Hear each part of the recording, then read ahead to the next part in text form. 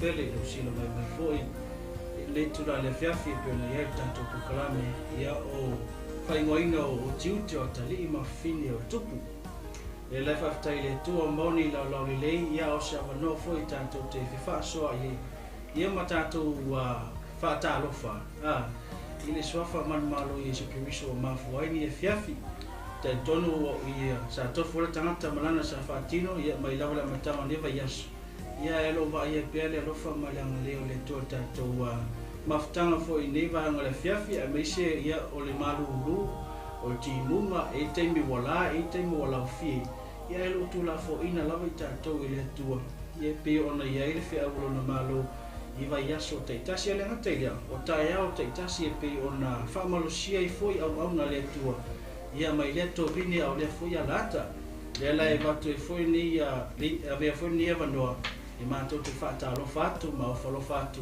i la o to foi ta po inga ye ti au na to fia le tua po la to foi o tama fa sa o langi o pina ona ta o suina file li po vai o leola i tonu le to vini ma le foi to vini e le fengo fia la o to no wenga ia ilau a toa malpo ia wale la ve ina po le leo nga leo o la fuma moi e watu foi se fatalofa i tua sina le o tatu matua foi o pena ona faile fai volta po ina partaila o tau talo partaila o tau on pon iwa e leise fai vai masamania pe leise la o tau tapo ina le foi ma tu no fot foi nei tu ole screen por tanto ala ata foi ia ono la o tau foi talo ona o tau foi a pongi le mole tu o mafu ai ni afiafi ia nei ngalso matu fatalofa i tupulanga talavo o usum tu fafine fia lawa se mea lo e mai mo mai ai e mau mai foi tato fasala lango pole ala ata o le fia awal malo le tua ia malo le umsa malo le soifua moa ia wa mai lau sawalinga e se kemi sa e kau wha vai ai tato pole ia tato te faso ai leanga le lei o le lofa o le tua amen ia greetings to you all, families and friends, wherever you're watching from, near and far. We greetings to you in the mighty name of our Lord Jesus Christ. We believe this is the message of the kingdom.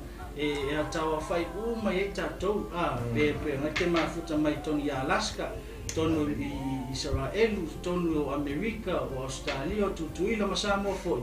Ia o tatou po kalame lea, ia e fata tau lava ile fe awal malo le tua aole pe au nga lava ile topic ni ya fiafi o tiute o atali o fa fini o tupu amen ya le ngata foi le fa talo fa foi tua ale usone tua ale suma ya ofisa se foi o tua ale se filemoni ya me se foi se utina pe na ona mafuta mai samo se utina foi mato mafuta ni tunu ia va pei foi mana mea te sunga te nei ia malole ta vai fa taila o tau la mulango leo wa pena na tupu mo lai ta to ministry ia o le vi inga na vai foi lu male to amen o ia o le ne tu la fiafi la se taimo na tu atu le mata o peno ia fa tu fo se la to foi ia fa ta lo fa ia la wa mata ine ta to se talo Matau te vi ia lava oilo matua tua. Hallelujah. Whane ne ina lo lava sua whane ne ie. Le tua mamalu, le tua matautia, le tua CCS. Le lau se ta se tu samala ufio. Matu talo lo matu tamaili ia matalia foi matu pukalame po le matu whaasoa. Mua lawa na watu whaatai atu te oio ni nao lau le lei. Meise o lo wana pa ia lo matu whasoso ansili. Walko vana o lo malolo matu tamai. Mato talo le liye tama fatai ona o lau upu ya wao ya wai e fa tonu fa poto I mato I lau lava mi o tonu lo mato tama mato val awa nga pa ia fa tashi mai oe ni fiafi fa mtaloloto winga loloto wa fiong pa ia tama ina ulum ta folau fi awa lo malo fina ngalo te tashi o tino kemiso ina ona mafuta mai ne tu la le fiafi lo mato tama fa manuia tapo inga le o mato matua fa le nganga le o mato tama matina o sun tu fa fita ma ma vie te la to lo mato tama anga le foi o le lie tamai lo ngang pa ia le sunga ya pasta mai lo fa foinya lo mato a pokalami ni fiafi ya fa le nga ina mai le ti a polo lo mato tama ya fa ki lia me uma lo mato tua ile toto o Yeshua meshe o lo ngang pa ia lo mato tua o lo mato te talo le lo mato te ma hi uni fiafi no mavai me uma lo mato te ma o mato fa soai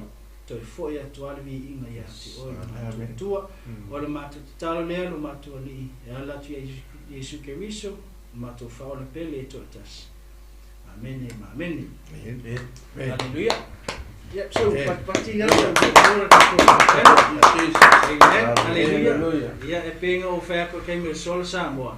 E kei me sue ia au kama mo ele au ia fangalo ia le fea inga lo pereki ma le mama fai folo ma fo fa ia me se folo pulu le o le o fu mai le la e pa luna ale o so ia ai o mai ka ko le fea fingi ko fa so a ile ma lo le tu e ko kasi anu le fea on ma lo le tu amen ia la ku aku le ma to peno nei ia ma to fo se la to fa ta lo fa ile so fa Yesu fa tai. Yep. Vele nei tu lai awolofa ma fatalo fato ili pa iyo si o tato wat nu olo mai mot fa fonga mai mot malawa ili ngata fu ile o ia o ila to fu yolo mai mo mai falfainga luenga ia po fea lava se meolo e mai mo mai ai ia te fa pili fa talofa le u mo na pa la pa ia malo se tatu wa tu ia le sunga ia o ia tinau ia fa talofa fo ia na tu inatu ia te fa pia te fa talofa malo le fo la monia malo le langi mai le ne fo ia so ma fe au nga luenga sa fi tai tu mai se tatu wa tu no ia fa talofa fo i le mato wa uso nei ia le sunga le fa fengainga ia ma le sunga le lia wa ia nga te le ia o le uso nei o lo mato ma futa ma una tu le foi tu o le le life ia le tatu ma futa ia ma lo le so fo mo ma lo fo la man vi le via via please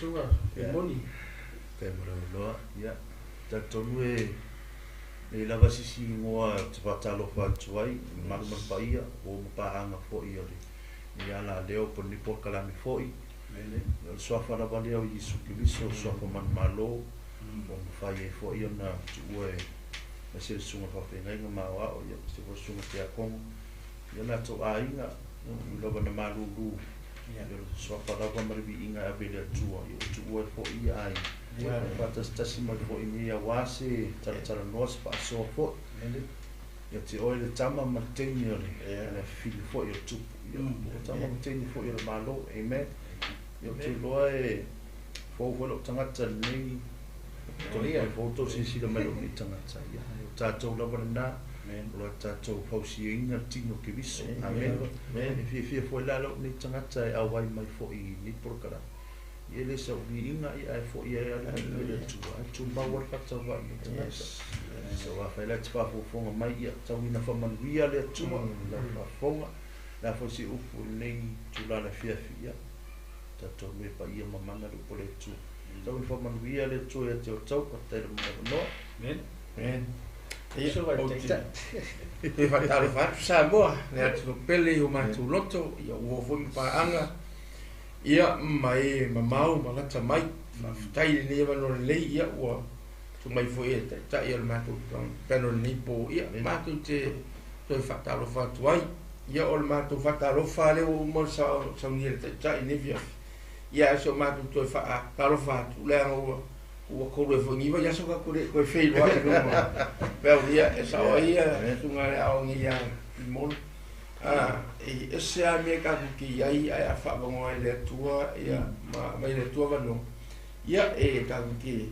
ia ni via fiuta tu ma futai talo fa fo ila wa ni via fi ko passo malo fo ia visa fo i fo ia moni ia pe ia o ma ko ese o ma me ma ki o mai ai langa ma ko ke alo fo tala le lei moni o ma ro le tu le ala le ma ki o mai fa tau nu fina ngalo le tu le ngata o ma to langa o fo na tu le ia tu fa fo so ha sa mo le fiaf so ma nu ru le fiaf ai si kofi ai si mel mai lo sa mo ia ma e ko meni mai ma e mai fo isa tala le ia ba lo po e ki kausi fia mai ia tama ni tama malo le tua le ai mai io le nga so solo mai ia le peno a tineru mo visa ia stofia le ko ke le ale o mai ia o le pil po pifa ko le o calvo ia o ma fiu yanga foi ma o mai moni o le calvo wale o langa o le ia so ia e fa tai lava ma futa mai ia e tatu God bless hallelujah falong longo ile upole tu ni fia so ni fia o na le tu mo tato ia fa so mai ia ma tu fa so atu a ia ta ia sia nga mo le malo po le talo le leio le malo tu pa talo fa fo ia o na le tu mentor ni kala ia o yesu ia le hallelujah fa tai ia le asisi mo to fa sili o le o mona wa te fosi fa tu limo le usune me si foi le fa tamal tatu apokalame ministry ya me si foi te fa ta lo fa tu le so ya pastor Mike ia pena ona tu le foi ia tasile au nanga le mafai on to silsila mai foi sa mo e ngo ma to le ma tu tu le front line ia ole sunga ya pastor Mike ia ole nga fa ma tatu wa masini po tatu kerma ia mangingo le fa au ma lo le tu amen ko tu le ele fe on malo le tua pe na fa tu saina le tu sile le Luka tau ko suma to ngai fa tu sai le malo le tua e fuol sina te fa tu sai na fuol malo le tua ile me fa fete wa tu fine to le fala maka o le la pie a un ai tua ise ma tu fa so le tu la le fiafi e fiafi ale no ko kala le malo le tua amen ya awa foi ngai fiu lo fa lo foi sa mo pe feu o talinga tu lo le fa fo sa mo ta to pokala ele fe awol malo le tu langa e lua malo le pena ona le va ai ne vitain o malo mana man malo o poisa o malo ki apolo man malo tatu tamasi le ngai o le tu o le la tatu te kelo o le kangia yo ka ko pe ka ko fa so fe awol malo le tu amen so se keme kan ngoya tali o fa fini o tu le fe awol malo le tu e kama fai e se me fa sala ve awangi ka mule upula pe nga fa so ku ingi so tangata pe na fia fa longo fia mole upula wala le me malo le tu o fe sa wal malo le tu amen o malo le tu malo fa le nga amen o ta to fio tangata fa le nga amen o yesu ka riso la tu o malo le e o yesu ele se palemia o yesu ele se peleskenge o yesu o los kan kafele le ve sa waku amen dai o ia la fo ina mai non tama e sa o to fa tu ina malo na le go la matam amen le lo ke o mai ene mta pu mata yo mta pe lo sfu mal fa ya mata va pesa to tala ina yo le tusi le tatu te fa soi ye o yesing amakanga e mo ko ve ka wanga se afu se fa va ya so fa va ya makanga fa sila pepa amen e va pe ngale le malo le to pe nga ye le mta pu mata yo mta pe lo sfu mal fa ngai fa sila lo so ye yesu wa fe ku pu mai ni ile si o manga lo ka ko ia ile I taua fe vai inga o si taua malo ile si malo o to tono a inga o fa mai le lo amaka sa uli si ma fa mai fo ka ko foi uma foi nga fa mai ai ko sa uli si fa mai lu mo si fa mai ai fa mai ia lo so pa fe ma ko lo no toi mali mai ma ngata ka me so nga me uma ma si amaka mo popo ai e o mai le ngaka anga lan pe a so le tale le o malo amen ole aunga gamal fa mo ile le tato foi la fa so a miso mafta tin ke riso pina ona mafuta mai awane ingalo le malo le tu tala ya amen la hola foi kamil malo po sai ka la yang me ka fa se isi ka ka e fa sala ve mai tato amen ale ira tato matala por tato ta pen no tato o ta o au tawa yesu ke riso tato tele man malo ya mea amen ya fa taile tu ona malo ma wai on tato fa so ya ma fia ma tato fia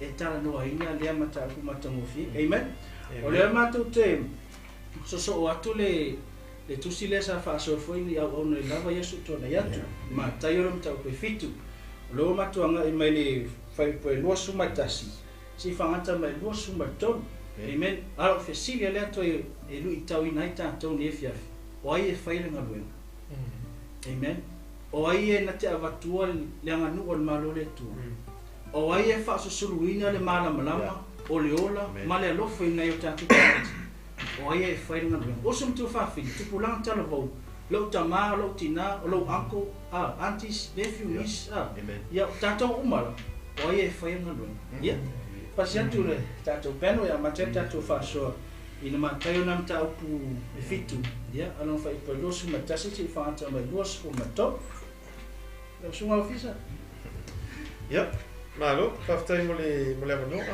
se isu akuro usile ya matayo le ko ki amen ya mare mamma o mo ya ke wo o lo mo lo sai amen hallelujah ole mana ye yo le o tatu tu se fai tau le ni ya afia mata yo fitu o na foi po lo su matas ya lua ma le to fa pela lo fai tau ina ye ele sa watu ile malo le langi la to umo e fai mai ya tia leali ye na ole na te fai ale fina ngalo lo tama o ile lang e to tele la to te fai mai ya tia u ile aso leali ye ma to tele perfecta ni e loving o loving fo ina ma to tu li ai te mon o loving fo ina ma to fai ai va venga i tele ona o tau tino atu ai lea ia te ila to o te le loa lava o tou i nao ese ia o tou ia te au o tou e whai a mi o leanga ese le mana ia foi o le foi tau ai no walu neve aso usu e foi ma sa ili foi le tua e tusa ma le tatou mata upu ia ma le whaasoa foi sa totola mai le tua ia te au le fasi foi tau le fai mai e le sa watu i le mano le langi la tau umo e fai mai ia te le li ie na o le fai ale fina ngalo lo tama o le langi o ila i le fasi foi tau le fai mai na o le fai ale fina ngalo lo tama o le langi na tele lava fesili ni ai ia le fasi foi tau le Yesu o le ale fina ngalo o le atu te mawala fina ngalo le tua pe aso e follow tu si tono le ane alona mta po onu alona ya almo mo le mta po li mo non foi po lusi ma fa mo le lavo lo sunga la o tinha suma fa ya lima alona foi po lusi ma fa e lusi ma fa sei fai tau fo pa mo fa mo le e moni o te fai atu ia te o tou o le fa longo mai i la upu ma te tonu ia te ia na wina mai ia ua ia te ia le ola e whaavau. E le o foi o ia le whaamasinonga. Amen. Ua ua atu o ia le ola sa i oti. Amen. Tātou whai tauni le foi upule i le mta upule ono e lima, Ioane e lima ono mta ono foi pe lusu mai whawhai mai. E tali tonu i le na awina mai. O Yesu lea, whamei tali tonu i le na awina mai le atu o Yesu lea. Ai, ona whai mai e foi upuna, i le whapala ki whai mai. O le mea moni nga me o le mea moni ala o Yesu e te mau fole tono o le Ioane fo ia na mtau pe ono lana foi pe lua iwa ma le tonu stufa ma le mole Lua iwa ia foi pe lua su ma le iwa ua tali atu Yesu i atu i la tou o le nei le ngaluenga le atua i o tou whaatua i ate e ua wina mai e ia ona whaapea mai leo i la tou i ate ia se a se whailonga i te whaia ma to te vai atu i ai ma whaatua ia te oi. Se a singa luenga i te whai. Amen. Whai mai le maule, whai mai. O le nei le ngaluenga le atua. O le fina ngalo le o le atua. Whai mai, o le fina ngalo le atua. Ia o tau whaatua i le na awina mai le atua o le fisili. O ai le na awina mai le atua. O Yesu ki riso. Ai tātou te le iola le lonoto o le tātou mta upule ni e fia. Paule o se meo te mana o e pai foi lele tātou whaasoa le ni e fia. O Yesu ke riso. O le na awina mai le atua. Tau lapa o lo whaatua ia te ia. Ono o i le mea lea. Ia i lau su enga.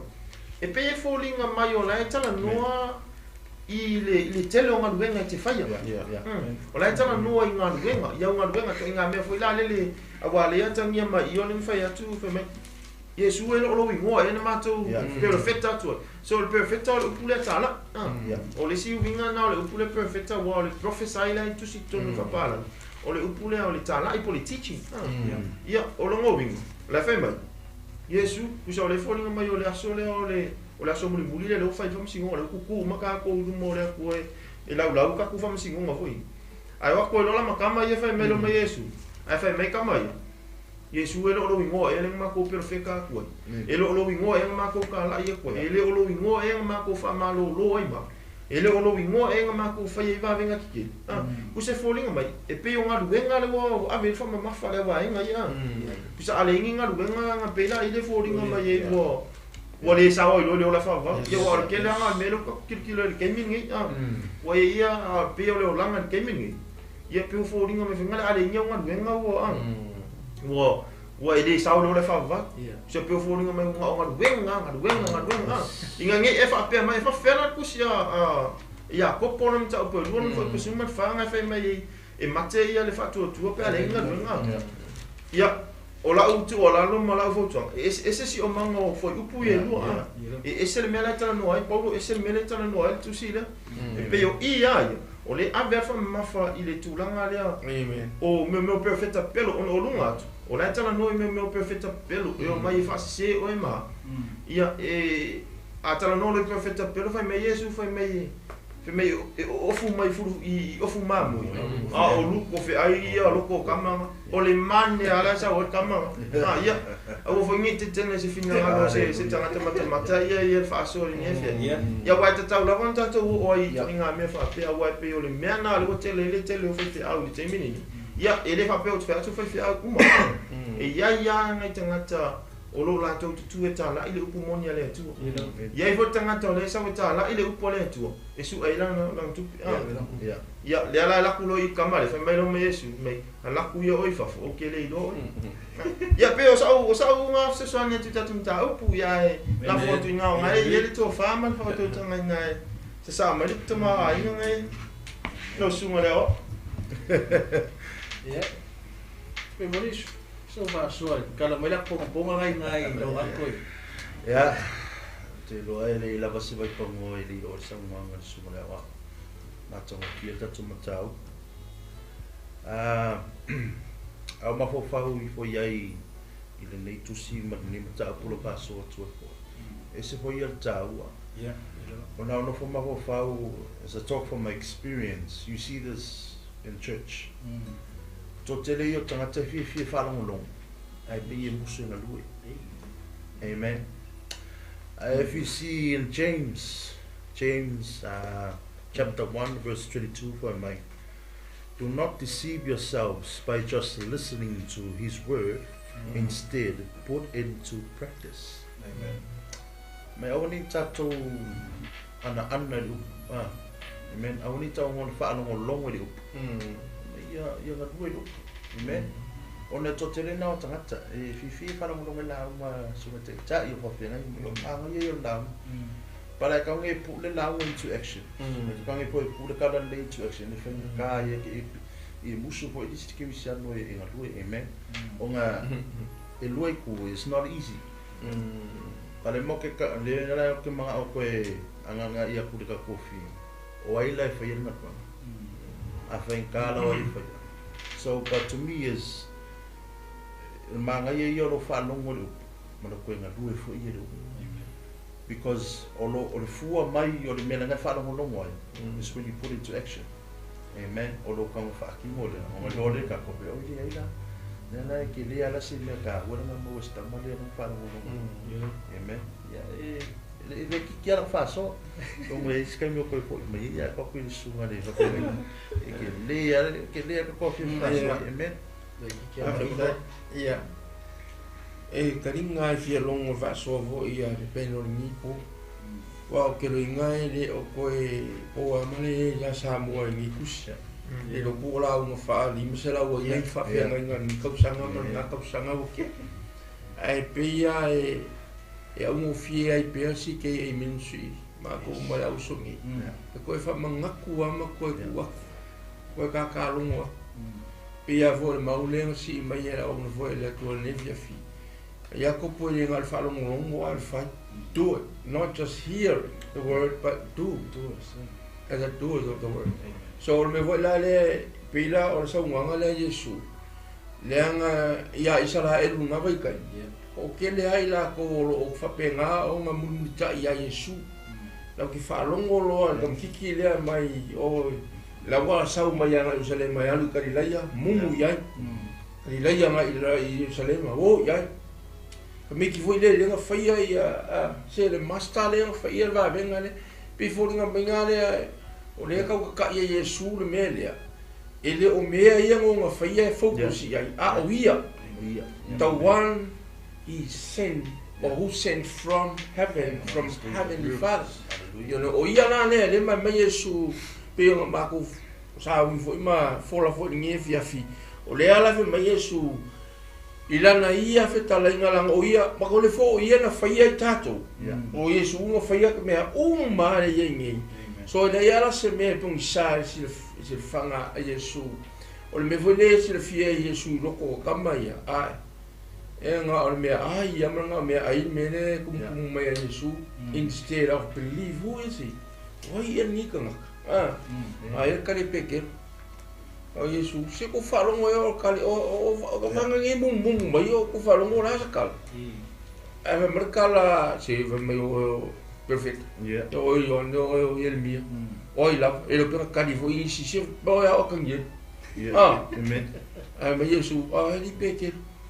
Oi le ngal faia ma e fia o so ma ye kia o pe ke fia o la vale me. O la la sa ka. Kwa tu ka le ko i. Kali fesi. Ma ya oi o le halo le tua soifua o le so me foi la le manga Yesu le pe Yesu tai ma ko kala inga ia ka ko i lo le o ia intimacy with Christ. Yeah.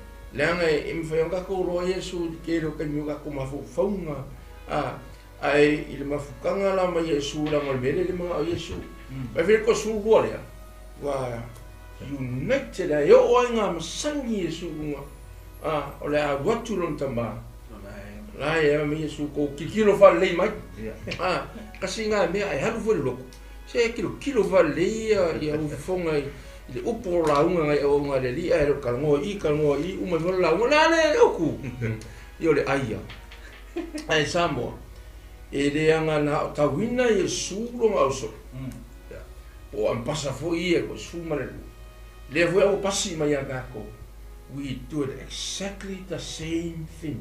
Masaknya ho le for kala le I lumo sa moa mala ku pele.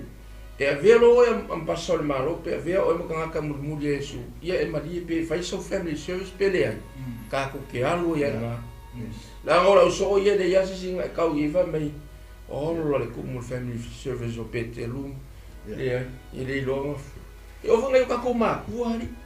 Ia ko a te o foi ngai ko ma ku sa ka ko so fu me mo ko la ile kele mo me falo mo ia ile fasia ile ala o ia nga le so me vola nga ile ia ka ko ni vai kai mi ko sunga ya ai ka mai mea so le peio ma ku wa passport ai ole o ia si mea o mai ke o ia develop ai ma ia le ia lu ma fukanga ma Yesu vai yaku ala ia petel so te iko vala au mai ape mo oile Yeah. ai no pe faz conversation ai ku si ela pe Yesu se iko vala au mai no la mai ia petel wa ora ni wa ila vai la ve alu le me se ma vo fo ni ko pekelu o le vai me le vale ai la nga la vo lorely that's Jesus. Oh, I hear the voice. Amen. Na alo, ia ka mo muale, o ia la matisen nga o mai vai ka mi ma fai la ko mi fa mai ka sa vali ngol vai. E pa walo ka mo ia sa vali ngol vai. Go ko na wota. Ka so no o Yesu, ele pequeno a Yesu, ela já uma vai o uma nevia fi. Ia le ka ko mafukanga ba. Tata uma. Que foi va pe? Que fia foi pa ko kala. A vera la olia. Fa pe ma ho ma ko sunga ia wa ngi ma uso pasal malo le fa pe me nga ringa vai e ia vo fo nga mi fia fi fe mai na pa ia me pa ia ko the kingdom first si e no ma ko mai moni ma fisa ia sunga fo ma ka ia pe no ia pa ki fa so ia aquele fia fi asa va nga fo la ia Really, yeah, so Amen. o a fea mai ka ko a inga le mafuta mai tatou spring. Yeah.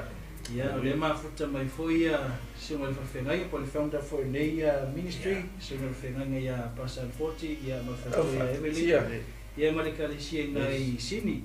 Ia fatalo fatu foi ia Sally, fatai sisle mafuta mai ia o le tofinia Harry na so nga mai Israel fatai lava tofinia le mafuta mai mo le mai fatai le fatua ia taupau Evelyn ia o tofinia Rosa Tin fatai le mafuta mai ia o le fatua ia tutu fatai tina le mafuta mai ia sunga ia la tu malakai fatai le mafuta mai le fiafi ia ortina se tina ia rasela fatai le mamle mafuta mai ia tofini ia fo le siwa pina mafuta mai vi na Amerika fatai ia tofini mafuta mai ke opo le wa uli oi la foia ikule panika Dele pongsa. okay yeah good morning good night and Hello, my yeah good evening amen.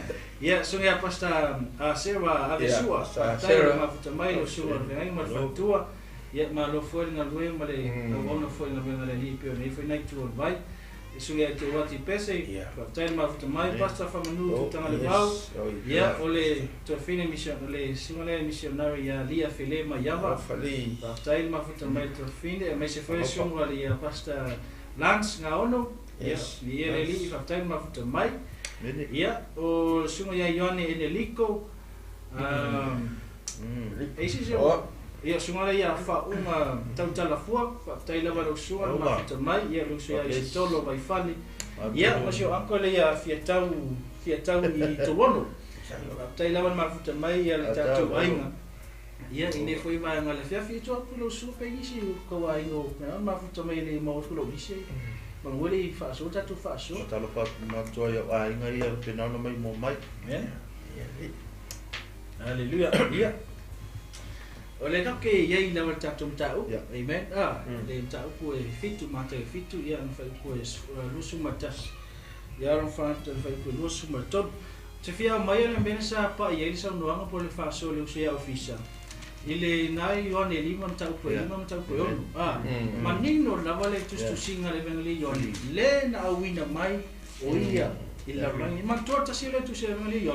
Ko kele na ke me o ma ko so mosi o ma ko so apre amu le ngai o ma kuli mai fofo ka fe ka ai ia fo yesu e sa ka lo ka wasu ia ala tatu leo na tulanga ole peo ma fo pa ia lo fa so o nga ole la ka mo fa yesu po le tu singa fo ia evelinga yon e ta watu le nu ole tu po le nu yesu ole yesu le mesias mo ni ole mo ni la vale e la si mo ke ku ko mo ni la amen. Kaya mai na tu sila mata lo sumalfa. Le sanwanga fo Yesu. Se ilongo wa sool tala leon malo le tua. Pa o mai na ta. Amen. Ale kal komula ka ko imeia. Ole fina ngalo moni na le tua. Ya lo ya Yesu ke viso. Ole malo lo tama. Malena wina mai o ni fo ali. E kele mo fingal penga ka la iso le ngi ke mo so fo. Amen. Ai kasi la le wi o le tua. E tanto te mau ai le malo le o Yesu ke viso malo tala le. O le ale kale le tala le le o malo le tu amen ma tole o ni sta sini o tu singa a Yesu ke viso lunga bauma e o ai na so e ma fai ano fa ke wa le singo ma te o le me alofa the gift of God amen ai ma fona o mai o le o Yesu o so ese mon manga yo sanga Yesu nga fai o ma ka mai ki ya o amen. E ma ngai foi mo ka e fa ngau no tangata e fele e sawe enti longa nganga fa tu muina e le nganga pa ia fa upenga ina na tangata le na uso o ta to foi amen o ka ola Yesu he is the master teacher amen he is the chief shepherd we are the shepherd amen o ia la le o yo no so ina ia lo le savalinga mal awala e savali amen. Lela oke au mai ai me lua e fa tu ina foi sina fa so ni va ngale fiafi ole true and false disciples amen ole so e mo e mar so e fa ale mo e o so le ku mai e foli nga mai e la e folo inga luenga va o mai Yesu ke visu e mar so le ku vai lua amen ole la tatu te fa so ai inga ia mau le aunga mar fa mo ile kako fa so ni va ngale fiafi amen langa e lua mele o sa ilalu ole enter to the kingdom of heaven yeah mal fa uma le fa ai I never knew you okay they know oi ma ke mai la sa mo mal fa fo mai me so tatu fa so ni fiafi ile e pie esele ma o ai male power ole statements la Yesu nga ave yo au so mai leli le sa watu la to sa ma mi le ma lo le to pare fai final on tama aku me ka ko so isa vele ko ingame ya o ya ma foi e pie e mo le ngata mai se warning ia o se luitau o se motivate vele na sa valinga amen e au foi la vele so foi Yesu ma me ki fa alaka sa ore fa so ma se usunga sa mi sa mo mai ole kemi ole ko kelo o loku ia tu lo sa mo le papi ma tu si ma tu al fa so e tau mai fa fo se ano monio fa so mai ole ko kelo ole vai kemi le mine le loku vai kemi nge wa maka o mafau le lotu lunga mo meltupi amen wa fau le lotu me fau mai ia ngole kama wa inga ai misi le mafu anga po le purpose po le priority nga mafu yo nga fa vai Yesu e pe keru ala Yesu le loku ni funga le inga iais ia nganga mo le marole amen ele fa mo mo na mo finga le tua o le fau le loku ai fa mo le ola amen kako wola le to se matai rom tau pe tono fe pe lua ngai sa waile le leo na alanga i bao o le leo na alanga i lana o inga alanga o yonde amen ngai sa to se matai rom tau te tonu ya no fai pe lua fa mai ai foi le to se profeta Isaia no fa tau pe fast food ya no fai pe fast o fe limba mai o mea ma pe o mea ma o lunga ia na te wia le ala le winga o le tala so se tangata o talia o nga Yesu Keriso e fa nga o ngaulo na nganga amen so se tangata la ua faile fina ngalo le tua e mana o mire te o le ala ai sia a o nga sau a o nga ufale Yesu tolo lo loto e te fai foi le mea e fai ma lo loto fia e te fai nga ke ana ina le na o mai le pule amen ele va peo ka ko ngau le pule inga ia penga nga fia pawai ai ka ke ana ina le o inga mai pule to fia tatu e vema e pule me te e ma fona o tan no atu le tule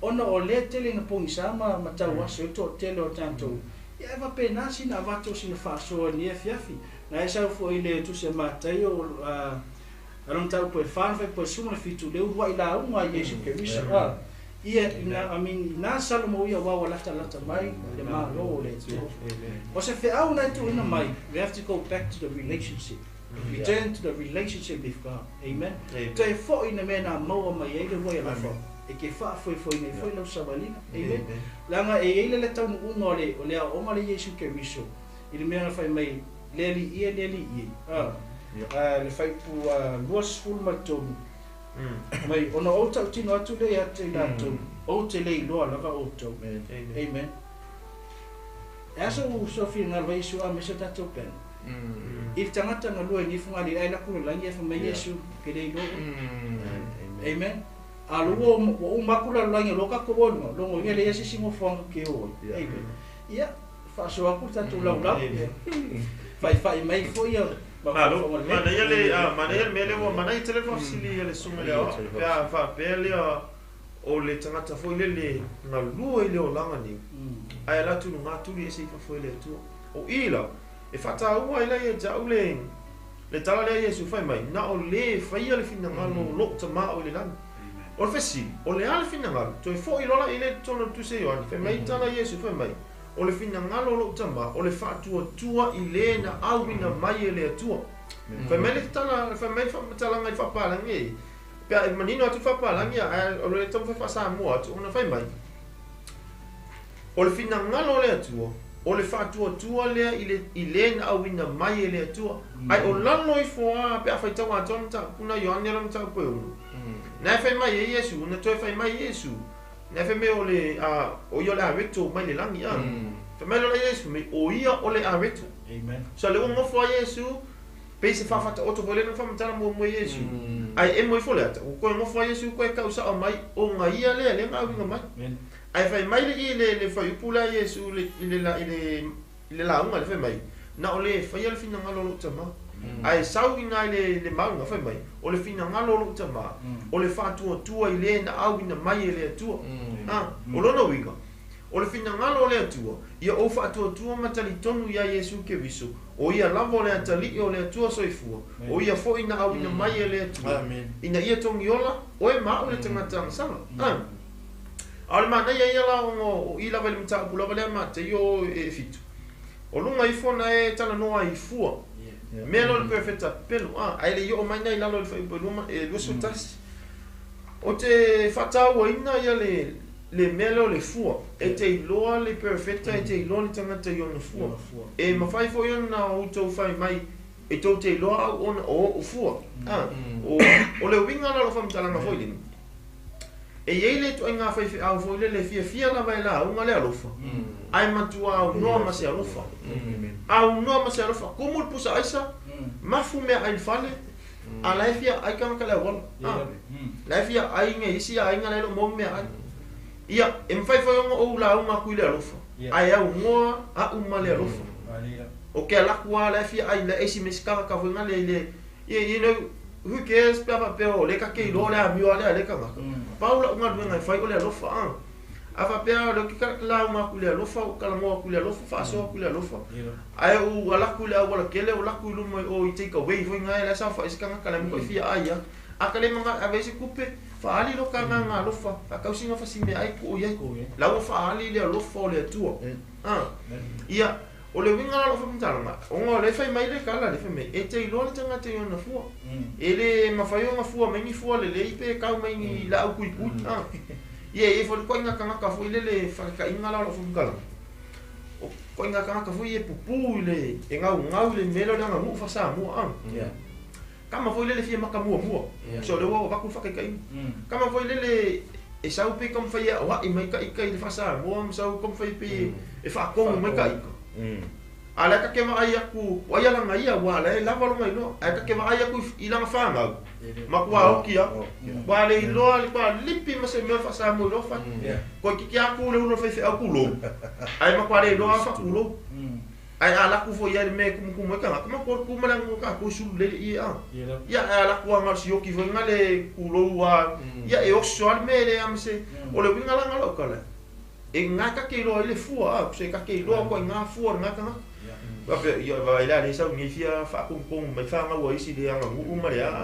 ya se va ila e yo lang fa nga wo le fa ka ma fa ko e fa pe nga la sa ka fa ka yo le me le o le nga pa ia o le la fion pa ia le ku e le ma fai ngo ka kilo ku se pero fe kapela ya e fa lo kala ngo le ngo ko ui me pero fe ka ya la de ka ngo le ngo ke mang so ile le ngo ngale di ai fa ku lo kala o ke mi ngo ye ko ngo pero fe ka le ma le locura me mo le esel me la ngo esel me la fa o le ngala la fum kala o nga ka ke lo ko o ile ai la e o fuala nga ya di mata ma ko lo fa di me di fu ya ka wenga ka ki lo ko nga yo ka lo e se sen me la fa o ka do se me lo a un yo ka do ko wa pa memo o le fango ma ka la mar ka la le di fe me o la ko uma u ya ku il perfecto pero e pa u mala ko le afia e si da pre ka lo ka mang lo ka i lo war ki mo ka pa u ple a ese me ko se ili le e fa pe ngala o le menga ka ua I o le afangi o ka kom ka foi mi fia o ngai e mama fa ya kia o le foi pule o le fa fa mama fa le suma le o le mele o ki nga inga nga dua I la longi ai la kurunga kuri fa foi Yesu ai o me le aso le wa pe fo dinga mai le aso le o le aso le sa o Yesu te ka ya I maka ko ye wa sa Yesu maka ka ya wa la o fe o ki la ya ke bisu ia fika ia mka ko ia ko do fe ko famsingo ia mo wingala e ko fa ko ile ia fa pe me le o ile ke le o ia le mo ko nga lu e ki nga inga la longi ia le fe me kala le pe ke pelo feka ki fa malo lo mai ia wan mangingo yo po le ale pe me pe ke fa malo lo mai pe ke kukuli ke momi pe ke pelo feka aku aya ele fa ia fi ngalo le ia mai mawal kan e foi la esse tanga ka foi ngale feme ia o fin ngalo le ko fa malo lo ma o fin ngalo le ku le ese wingo me ese o sa o fin ngalo le ko fa malo lo ma ia fa le va venga vai ele va pe fin ngalo le ko ke le fa venga le va venga me ale ku e fa nga inga oi e ma wai le va venga ai le fin ngalo le ko ke le e fa nyo va venga foi fa o foi ka ka yo mai ia ku mai lo ka le sia ku lang va pe nga ma o foi ka ka ile mo ka o ki o le nga ye ke le yo le nga ke mo ai mga o mi le lo sia nga ba ia e se le nga fa nga na ai ma nga ia nga le me le ko o le ma fa ko nga me foi le o ka nga lua ka la ku ma ko nga ka ua e fai o fin ngalo le ko mai le ko ka dia Yesu e be marim fa o le lo ele ai asi si a fin ngalo le ko nga ka lia o Yesu e be fa o lo lo Paula muli ai ele fa pe wai o le manga ia le ese kasi foi o ngale ni ma faso pe melan ka le kia me awangi e fai nga duenga o nga su e lo fa ko ku ai ia e fai anga luenga o nga wa e fa ku esser ka o nga fam kala ngai kia ele fa peka ke alu e fai nga luenga o nga le ka kam fai su e lo fa ku mo ko le fa ba le ai a e anga ka le fai nga luenga o nga wo ka fa ku le ku e se la ka o ke le fu nga foi ko nga ma fa so e mele o fe le ia ai o se fa so ku nga ia la fo ku di wa le mi ka ko ko e Amen. So mai le la nga ka ko fa ia la ka lo ko ni fe fi amen. Yes. Au ko e ki lo ko ai ka spai tau le por pesili ko. O te le lo e. Pe e sad wo nga e fa mo ia la ka lo ko. Ole me bong ia no ngom ko le sa ngon mo bona. Le se kai mi fai mai o la waru kis au nga modeli le winga la lo tala le to foi atu e foi ngisi pe wo base le la ko nga lue lu mo experience pa pe mai wa wa lue le 20 years 40 years asa ka just one day nga lue le li ai anu ko ngol malo ai la ka 40 years 50 years of me yesu o kiri ho it's really sad because nga wa ko le effort le kaimi le nga mo ka inga sai pe sa wa ka na lo le fa mau mai ka musu mar ka la lo fa mau ni o nga ko ke le foi ngisi e o mai loa ia fa fikau they start to turn away from their foundation was Jesus amen kusala aku ki kilo nga le ba ka mo me foi atu de Corinto por fa vai ale o mo fai ele na o Yesu le ato foi Paulo mo mori de kalesi ava pa por so de esse alme na o de kalesi o lo riska ka he came he was broke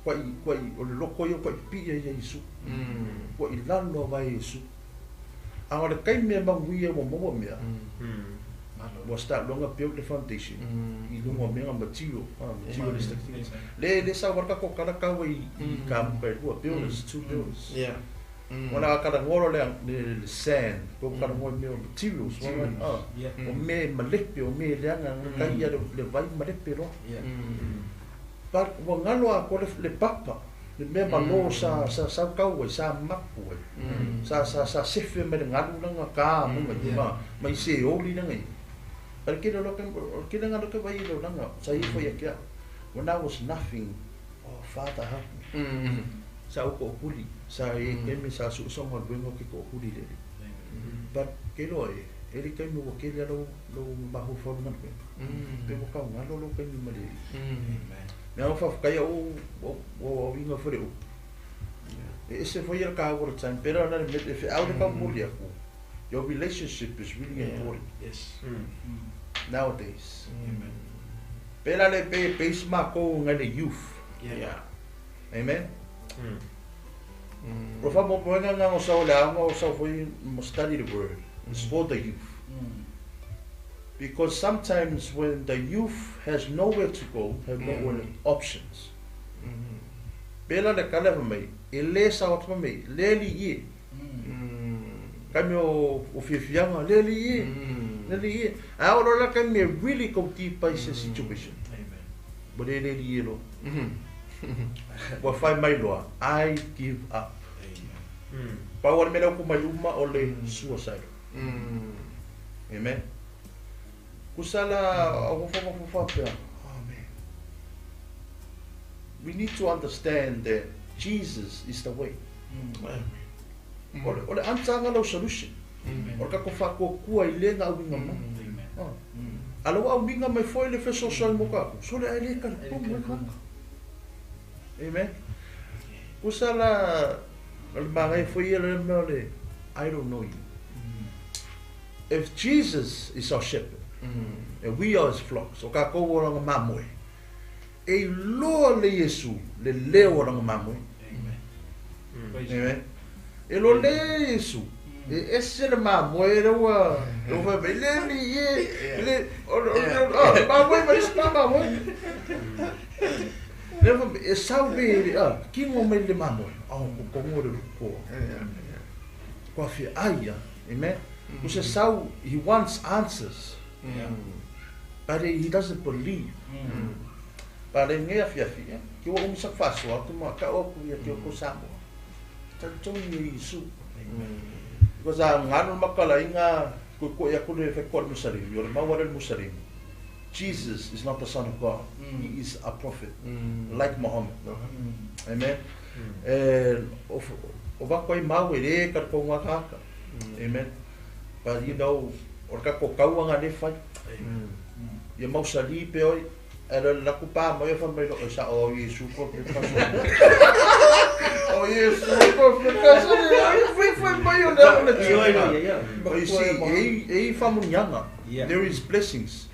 Menga wanga kakalo discussion of you kalo le maro lo nga finge po nga kali. Because lo yang yele ki nga promise Yesu ya pete. Ke va ko ya ki o me ke kala no asia. O nga no ka ko Yesu o le no le. Ah lo kai fa fika o so no du sisime. O so fa pele, o so fa ya ke ro ko me pere o ka di nga fa sia ma ya ma. Awa ngalo a core foundation. O marco que eu chamo não fa vai. Ka como é alu so.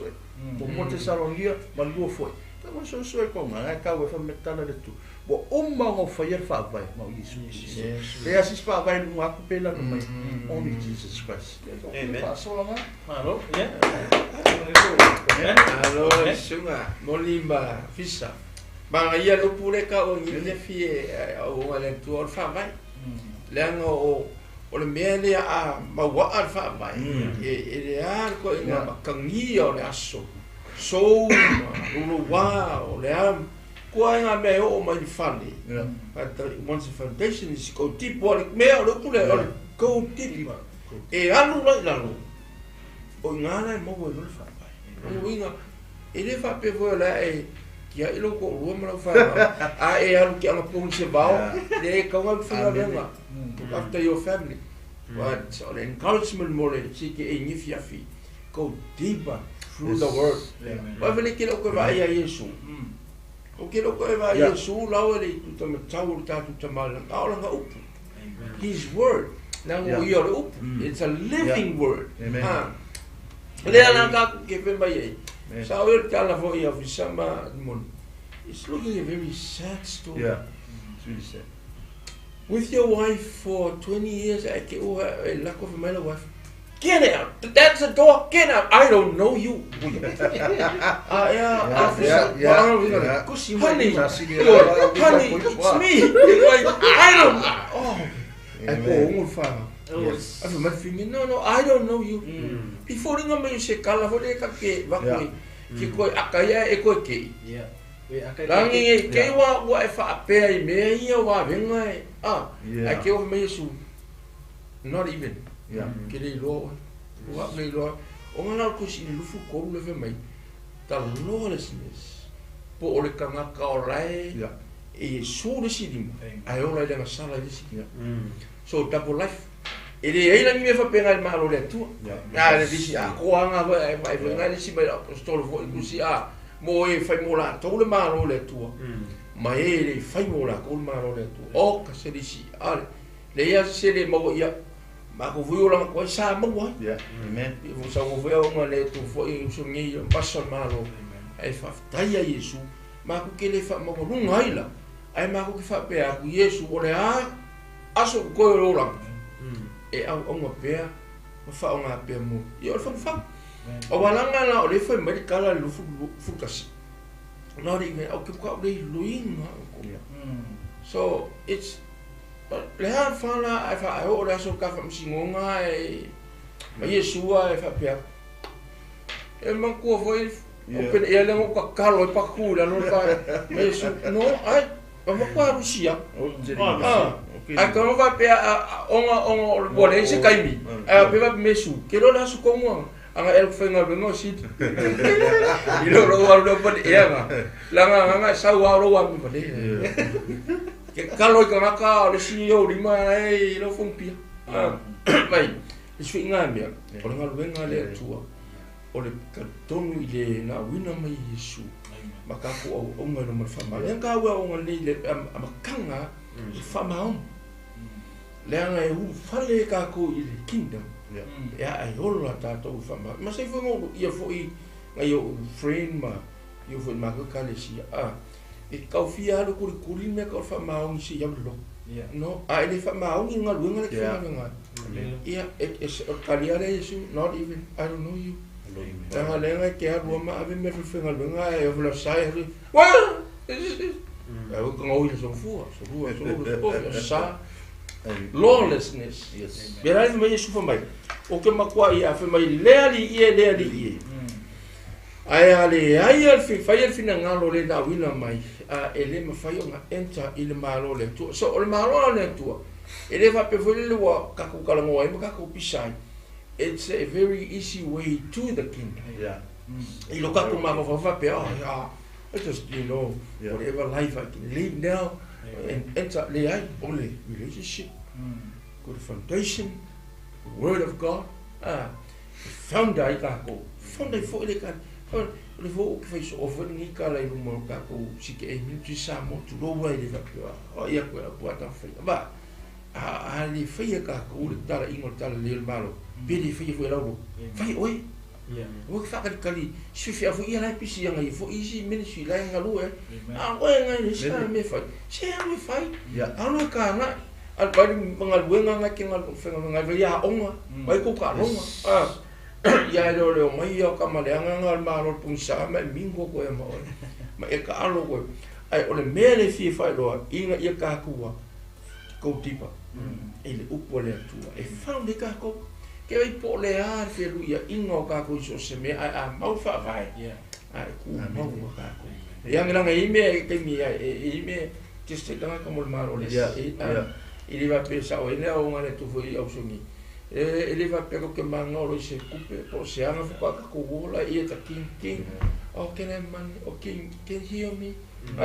Mo foi la ia le e que le ya po what happen ye lo sai dinga male I la ka foi ko fu se testimony.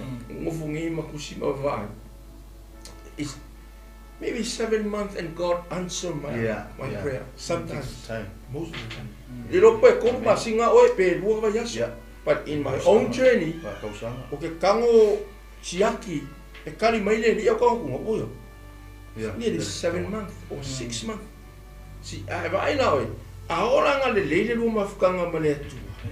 It's like it's your father. Oh, it's your father. Whatever mai o lang nga mai. O nga filo ko sunga.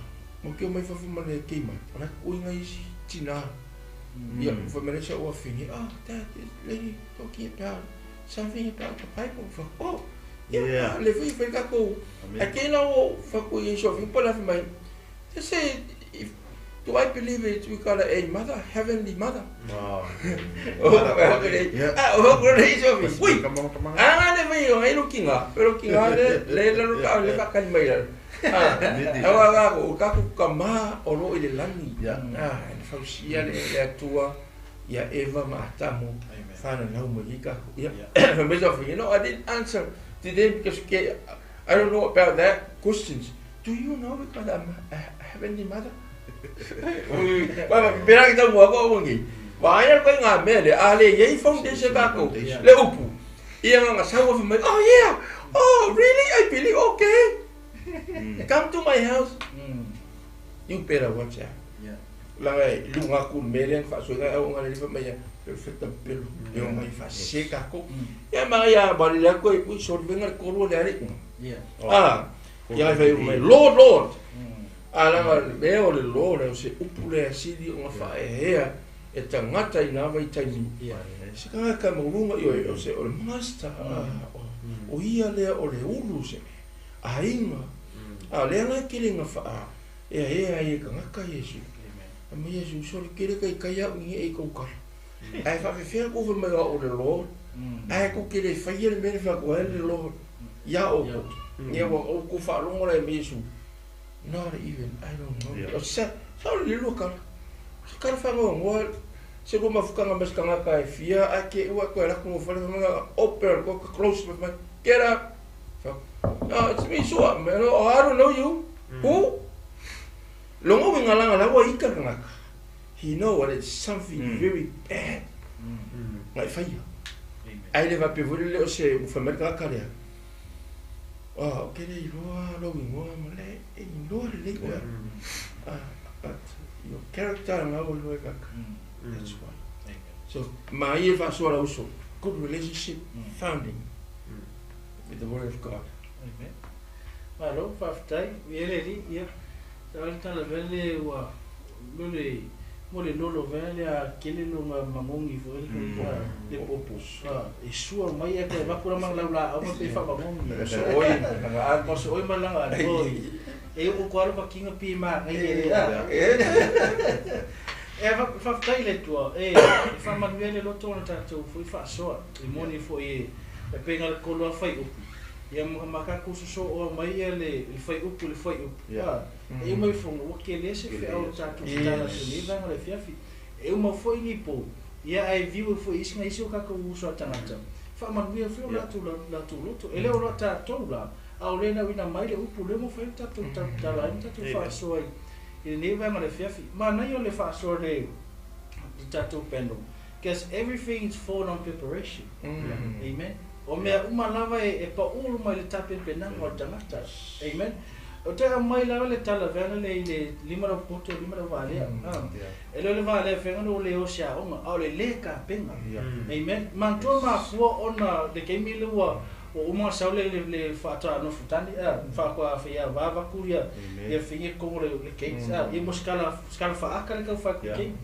Ai wako le vanga ko e fo e mo se suau. E ko ako kapungi e cakes. Ma le upu ala o kini go to. Amen. O le fesili lava le ma le fai o fesili tato foi sa linga. O la se tato no venga ro fai ke mingi.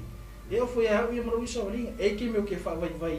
E vai ke me ka ua vele kau so mo fi o mo o lu tau so fo ma a me se o fa fi tau ni vai o le lo tato tamo e mo tato sa linga. Au ile ile kula e me tanto la pasal malo le tua o le so moni Yesu e failo na filingalo. Amen. Ma fa kala Paulo le ona tali Timoteo tali falenga Timoteo. E matua o fa malo si ya so tamo le buai ma so le tamo le. Amen. E ma fo no e so fa so e ka kau on tanto fa malo si ya. Fe apo o tangata malo le tua e fa malo si ya on tangata. O tangata malo le tua e fa ma fan on tangata. O tangata malo le tua e fe tu fa il upo le tua aisia le wa maka ma va tau tangata. Amen.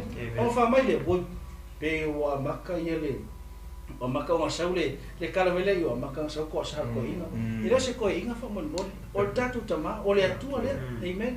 Ya ongi avea upunga mami e pe e fulele e tau sua e pe sua. Amen. Ai vai no fa pe atu o le fa po yo fa na o le tua po atali ma fa fini o le tupu e o lai li so so tama. Amen. Amen. O le tatu ma wenga foi la leva pe tanto te faile fi ngalo le tua ya awone ngalo tanto e le kemika ko pa o ai tatu mole ngalo salmo mo. Amen. Ya mole ngalo salmo mo ya mtatu fulele Pava ai le tua mona wala. Amen. E a wala le tua. E foi on ala e mo mai mamia. O le wala ka ke su e a wala ka ko ke savalia. Amen. O tatu fa ma lusina male. Man fa mo mo ngani fia pe fa utu ina la le fa ukun buli na vale. Me o te le lo oi. E se le kai le e pe un po ka ko fa so ni fia. Al mai se foi fa fo sa mo di tu al po. Ia to mana tu natu ai lawa tangte mana dia sabalinga. Amen. Ele ma fainga o walu o ka mo ele leina ofisa. Ele ma fainga o la ko ka mo ele leina filmon. Ele ma fainga la ko faule leina iPhone. Le sunga ele. Tai por fata mai asua. Por fa fainga por fa fi au ya mic e ka mo ele va o lo ia lein. Amen. E o ngai me mo lein uma. E au kasi uma en malo le. Tu la fa mai fa le amatanga le fa polo sumatas. O le u fale me ele sa watu le malo le to ila to fa mai neli o lisi tanto bo vele so fa Yesu fa mai excuse. Amen. O lisi tanto bo vele so fa Yesu e mai pupu neli me la o lai. Amen. O ngava ai me le tan o tam mal malo o le tali o Yesu au tu atu ese me le fa vai me. Amen. ele fa pe o mato tau le pua malafu atu amen ai ka pua ma shake amen ale nga leta ia fuele ia teu malu ia te oe peru por poto solmona ia talia ma teu malu te tonu lo loto e fai le ma fa mana tu ola o se fa ngola ia tatou amen na le fai po lusu malu o le anga ia pe sanga se fa masinonga amen o le fa masino si o ai le fa masino tatou o le atua amen a wai le fa tu le avea ma ngaluenga e fa tu ia tatou le nang o Yesu Keriso a wai le fai ngaluenga tatou kene amen o le avea foi o usum tu va fine ia pi ia avea o ma generation na te fa o ia le fa o fo o mago amen lang o le e ma fo so fa malo so na tam no foi le perfecta le amaraki ona tau ko tono fa ko suma fitu fa mai o tangata e mata o mi o tangata e o mata ta o ile li e ta o ila to o lo ta ua long fa ko ta ni o le treasure the treasure position amen fa mai God will spare them those who are serve and honor them amen mai e fa sa wina le to ila to la to te ana ina le tua ma au na le tu e pe o ma fu ona o i se fa so ma se manatu fo ni fia ona le fa mai le fa si unga le o nga Yesu Keriso na so o to le so e o ke le ndo se si la to pe fa pe mai le le a ke le yo se fa o mai tato mo le tape na o tato e sa bali e me so e ka mai ele fai foi se fa fia poto Keriso amen e mo ele ka ke mo poto e sili le angol fa fia poto amen le la wa tato te o ina le o nga Yesu Keriso inga ia te o mario tato loto ma talio to tato loto ma fa tino ai fa fia o ile ya fo i ya o nga Yesu Keriso yo tato ma fa amen salamo e ta o san mo tato sabali amen ia fa pena fa mo tu mai so fa so ia la tu watu ile e tato peno ia lasu se to fa so muli ia ai nga ina i to pulang talvo tama matende ia me se foi o la to fa ngaina ia nesi se manga mal environmental lo ia system lele wa tele na mai e ia to telo ne tato usum to fa fini i me fa fifi la nan ia lo suma fisa so ia ma fa tai mo le no lo suma le awa ia le esa le ta o te lo tato po kalami le ni fia file ngato le tato tata no fa so foi ala li poletu ia le fu ta pase na tu fo ia se vai vai le youth ia ole ia ulo vai mana tilo e se tau e tau se tasio vai ngolo fam talanga ne fa pe fa wa ia ile mele o le fa wa o ia no le tu fa wa o ia no Yesu Keriso ona e fa tau tona fa Yesu tono le aula o la fion pa ia le tu tono fa ngali o tu sia le fa ngali fa mai Yesu mai ele sili le ona ele sili le tamati dia ona fa ia ona e sili atu alfa ia ona e ye le awala mo fa ye ona I lo o tamati dia ona me a life na malo ye fa ia fa pena fa la se fa o yes fa na tu fo le yu tato uma la mo tanto tu pulanga talo e te mi tato te bye ye te mi tato te fa bye ye te mi tato te ma fa o fo ile ia o wa o ile o se tena ta nga o o ile se tamai titi ta ona ma fo mai ola fa te te o tu pulanga I tonu e kalesia wale amana ia I tonu e kalesia e pe fo linga mai ua ola to wa yo to le kuka ai ole au matutuo yo kama fo ke la kula mo fa lenga lenga fu fo hoi mo I fo la I o ma wo yo fo fa le la ko li o vo le sa fa I ma fe au nga ko wa ia ai pe la wa fa ko nga ile youth pe le youth la fo fi au le ia of course o le ko lo ma la le youth yo ko fe am tu no pe ai pe yo ina wo ye le ma fo le fo le wa ki kilo ia wo le ai so na ta wo tu tono ma futanga ai o il media fa malo si su fe mai a woto te va te mai ai tu ila tu mania tia a wa ale fa pe on to le te mai titi tu te le lo tu le ma le tu o le nalo fa malo si tu le tama mantene te lo a woni a ve me e ba ai yo mate tu tono o fa la tu tono e kale sia fe la vo se me na te yai se mafutanga na te tu a woni va ai me a woni ni a ve me vai o le o langa le ai ngo mate e fai ma me e fa vai ai lo no na wi le tu O le tua ia o le tua e alofa mai alofa me tikuti vale. Mai o ia o le tua e tua vanoa i le talavou. Ai vai nei o wala au le tua ia le tamale Yeremia. Na wala au ai lona lai titi. Jeremiah. Na wala au ai lo se tangata funga le wa valus fulun tau sanga le na wala au lai titi ia Yeremia. E fa pena fo ila se vai ai fo ia tavita na fanga ai le tua tavita i lona talavou. Amen. To tela te pulanga talavou temini. Ua fai mai ia o lau me alofa le tu o lau ia le mele o le taleni ia o lau fa malos. Your talent is not your calling, but your talent will prepare you for your calling. Why I say that?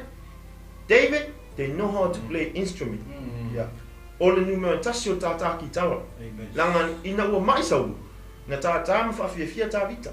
Ala le titi tavita. Ai le o se vala au winga na tavita ele tua.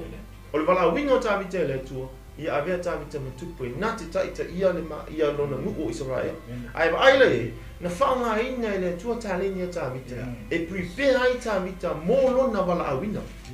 Se o le nala o whamalosi e te o le tenia ma le tamatala hou. O le a le taleni na ia te oe ia whanga ina le taleni na mo lo vala au winga ele tua.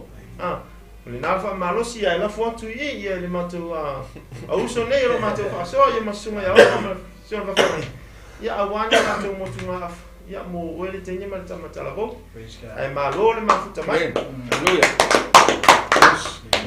Amen. Yeah. Bon. Olo fatu olo no tainga to olo telefon. Amen. The reason why I said this, my heart and everything I do is for the youth. Ola wale wala na kunyo ngwe. Kai me kwa fa wa mo wa ya la utanga ya mata mai te me luka me ki luka i. Yeah. Ke loka ko we me wana kala le ma ngai e fa ka mi lo me de ko ka ko. Eso e kalesia. Yes. Ke lo kera ka familia ngale kalesia but o me ka ua, what did you learn from this? O leso me tau sa e ka nga ave o ile ko i. Sa ua maluka iki alu ko ni folo ka sabi ko alu mamo ko alu. E kalesia o mai. Ke la lo iskem. E point tali maka ko mai jo ile sa. Si. Aya I learned something from it. Mai ya ka nga fa yo pe polo kame. O le ko vo Sau loko mamonga o blesking o la kara bomba. Lo ko sa fa assembly. Lo ko ya lo ko na kuspa. My mindset is the youth. O nga o la ulenga ngo ka inga. A fala mo mai o ka le ko go. Suicide is not an answer. O nga kele for your friends mo ai. O family mele.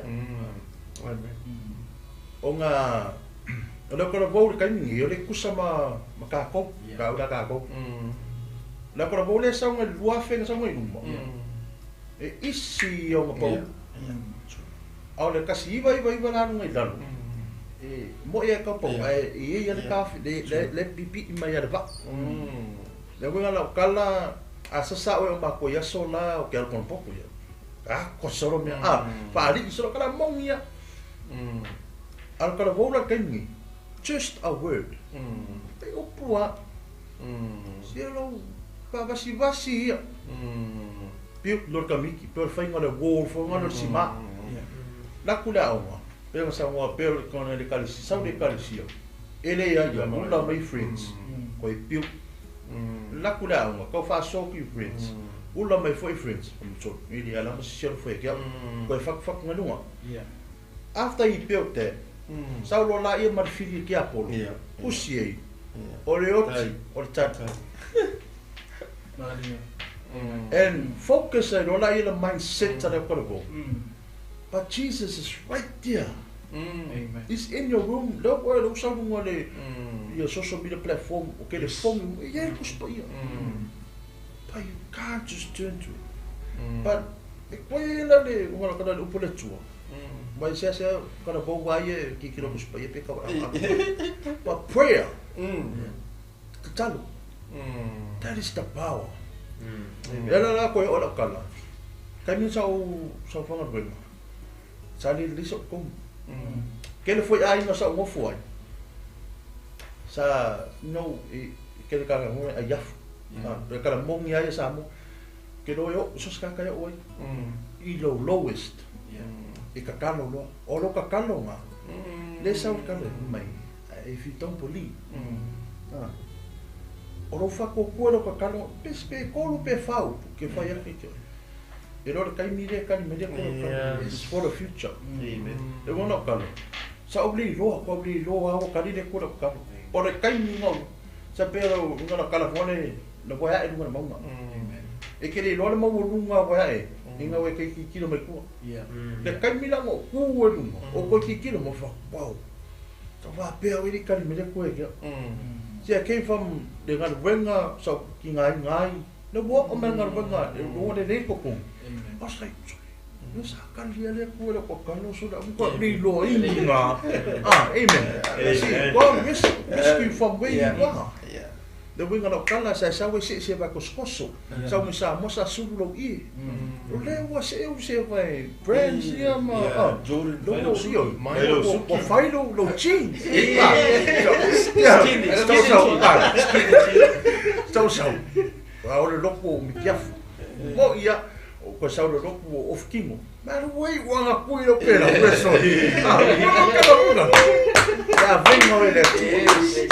all of Wakwana the youth. If I could show so tangata or less sulu lang a year manamana, and I call it all away. Don't give up. Because we're all in a time zone. Make our time zone. On a time zone, Kusa Peraka, or they come away lowly. A fapia, like if I inga, come away pier. A yay aliaso, it can man away. Kusanga cockele for your carnival, Yokio like, in Bangwio like, and Bakuefu. Ora kala ia kupuia. David sang sala David kan mo leki. Kan mo kala voula ai wa fa mai ngale ku fa ngale mo makua ka maro. A fa ngam banga kali so sale lei kan mo leki. So la makua fo. So ya ka. Le mo na kala fa pe nga. Ili everything doesn't come into your according to what you want. Bela lo wa fa maro si the prayer. Ko kele foi la lo e kaka struggle, ke sa no struggle de prayer. O ngale makula ko wa kalo kwa. No, it doesn't work that. No. So ke kalo ku lo ko folo e de ku, lo ka ko mo, lo fa ko ku. How much you really want it. Sitting ala ko fa me ke me ko kalo ko de ku. Ne tua ya la veina me. Mala kala le ku umela le ko le period of time nga pe amale. Masinga. Gua kau sanga. Kusala sa kaya mabso. Yo kali mali ko ra ma. Mali ko wa kai. Kong wan me nga wa hodi kalia. Nga de kai me kan me de ko ro ka no ngeya. Ye de ko ka ro fera kaya. Ko ro le ko ke de ka ro fera de ki ma ta. Ano ko long nga si ibo ko. Para fera nga ke kau ki ba. Nga ko pa pe oi. If you're listening tonight and you're trying to take over your life, your answer you have no place in heaven. I'm sorry to say this, but for your friends, you have no place.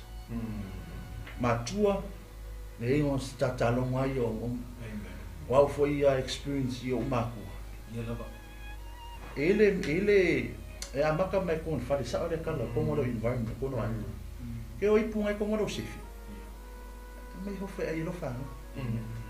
Mo wala mai ule ki fa me kala kina. Ave ipu le ku ko amaka ko maro. Kabi.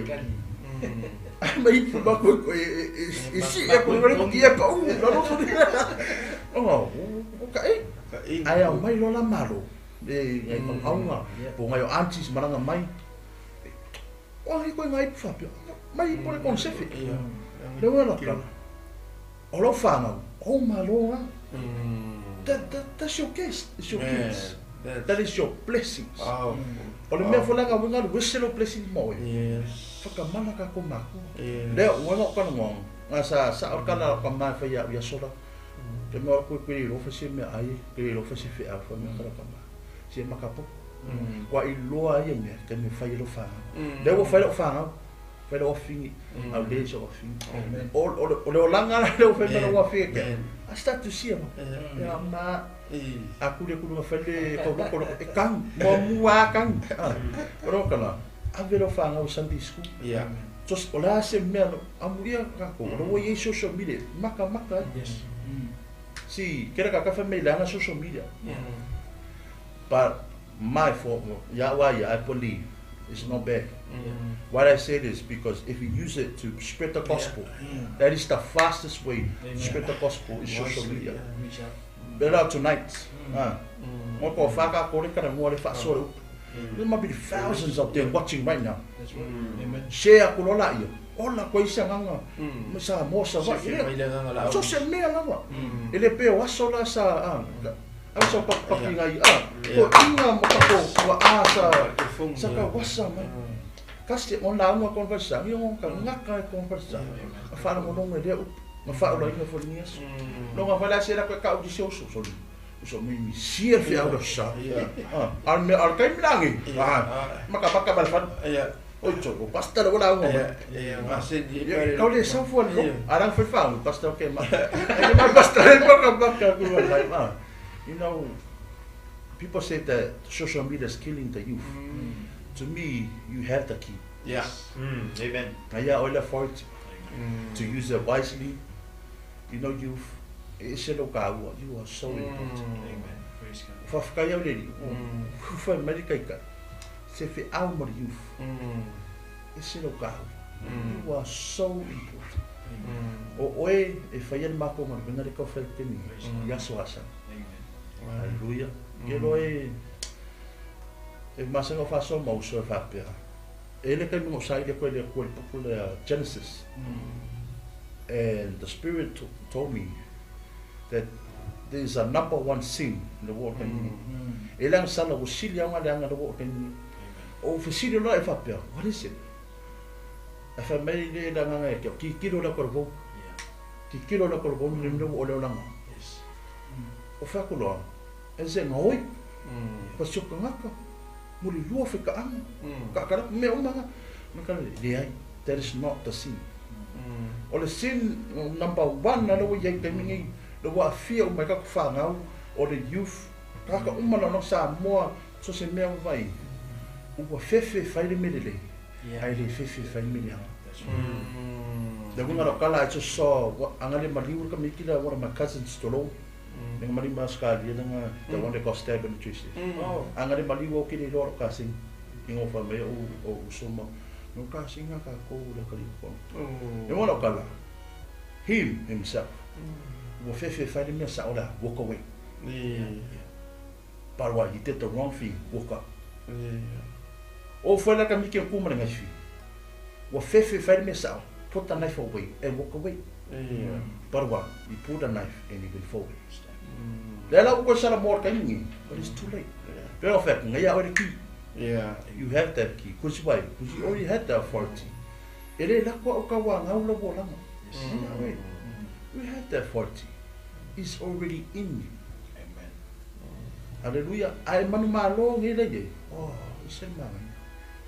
Ola ngala sa fa pe. Ele ma fa nga fa ku nga ma Yesu la sa lo. Ma ko ma ma. Pe ale fu di sir ma. Ele ma akele nga ko yo. Kele ye fa mo nga le ko le ko le fa. Amen. You came through it. You came through the storm. But ele ma akele nga ko yo. Amen.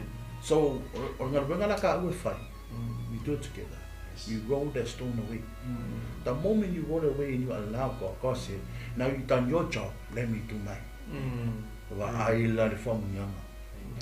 But the sin or the 55 miss, I think young 5 miss. The man all of me, be a market, I go up for you, Gala, currently. O ngau kala ka haka. Yoro fia mi o ko muia. Yoro fia ange muia. Makwa I down na re loko. Ki o fa mai fa tau tole pelu mai no me no fa. Oh, lo ele o timo le ola. Yes. Because it's so true. Ora fi. I wana le fucking watch ka ka ke la fo le so aka. Ke fa no ko lo ko e. Ko se anu ka ka ka ki na. so far so a fai o isi o ki kai o tata please o ki o ma ku fa le nga o ila alu jai fa le le va fa le va ko mo na me se to lua tata lua fa le nga e su te jai because ko ke ka mo nga ba be o ki mo nga ku pu me I ngai ka mai o nga le curse o ma ku no ka mai You need to break it. you need to break that. Amen. So, being of fact, when you have that authority, if you know that you got a curse from your parents, go tell them, man, please, can you forgive me now? Yeah. How long are you going to push me? Lo fa ko fa ko ma ko o fe ku ro fa. Po le nga ta miki. U se e mo fo ko ma fo fa. Yo me fa yo ma ku. No constante. A vai que fala cara o fim. Ka sa sa ko ki ko ka ya u si de o fa. Yeah, because so we for this far come in back. Amen. True. I love working for the youth. Yeah. Because of the youth. Because if I want gospel in life. That's right. They want to le la se va pe. Oi foi nga. Yeah. Ali a ora the youth. Yeah. E ko ka le fa me youth. Okay, they don't ka le. So the kali mar ka Yesu. Okay, they don't. I never heard Jesus. And in fact, who is Jesus? I wake up make it like he's a more person. Oh, yes, so all of our time. If you see the mass, I'm here work at the old America, go to Father or Jesus. But Ben Cow, what is one to say? Get off our idea, it can't tell you. I know God's plan for you. They're like calling in a cow and do so. Mamma, you're calling, but the caca is in there. That's how the carity. Or what are being on it too? Then what's a scholar will give you more knowledge for your talent, for his calling to God. The youth are for you when I can make a mind, say, I could get a cow as a cow. Yeah. Or Canadio. It's still a cow. That's right. Yes. But let la fa color. You need to know your menu. So, Marco Umarevo for we have our menus. Me fonga wenga le last lo relationship mana tua lo relationship ma se muni mai ale ko I skaka lo relationship mo maro ko lua o matua because you don't know the menu ne wala kala so se product kala sa ka mingi la nga menu Yes. ne wala kala a wo o meu ko fonga ka ko poko masang nga sa wa ki ko fa me kala pepa ki para pa so mrentena le fai ka wa menu le fai mai leave it for 24 hours. Kwa ki.